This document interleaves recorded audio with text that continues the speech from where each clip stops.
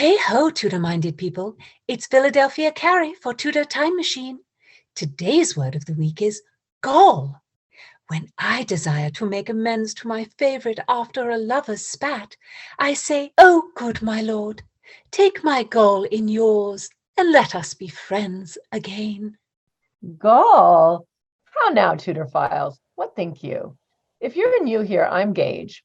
I'm Jessica, and this is Tudor Word of the Week with Tudor Time Machine. And goll is a Tudor word for hand. How do you spell that, Philadelphia? It is spelled G-O-L-L, the plural being golls. It's a very funny word.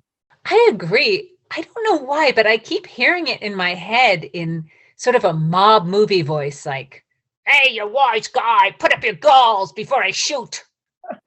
And imagine Lady Macbeth's speech if Shakespeare had used it. "Here's the smell of the blood still. All the perfumes of Arabia will not sweeten this little goll." I don't know. Well, I mean, who knows? Maybe Shakespeare did use that word and it was changed in the first folio edition. We have no idea. I don't know if it was used interchangeably with hand. It sounds like a slang word to me. We might use it like, "Take your mitts off my sandwich." We might have used that in the 1950s, but I think there must be a more current slang for hand than mitt. Paul? Hmm.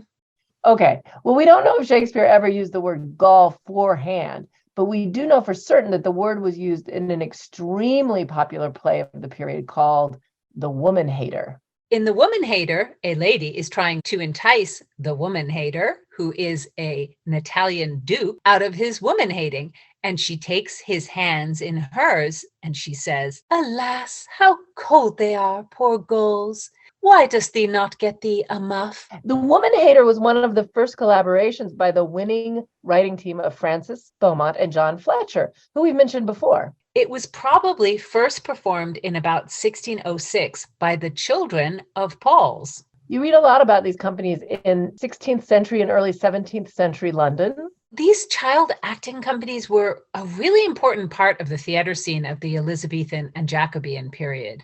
I think that it's a little hard for us as modern theater goers to understand the popularity of these acting troupes because they really were actually children. They were troupes made up of young boys between the ages of 8 and 12, who were usually members of the choirs that were connected to cathedrals and other institutions like famous schools, because these choirs had been attracting young boys with great voices since the Middle Ages. But then in this period, in the Elizabethan and Jacobean period, they kind of also started becoming acting companies. So the children of St. Paul's were from St. Paul's Cathedral, which is, of course, in London. And playwrights wrote works for these companies where young boys would play all the parts in these pretty adult plays. Ben Jonson wrote plays for the children of Blackfriars. It's just hard to imagine that these 8-year-old children could have complex emotions for these adult plays. Look at Michael Jackson. He could sing a love song at 5. So I don't know. We know that the young boys played female parts on the adult stage,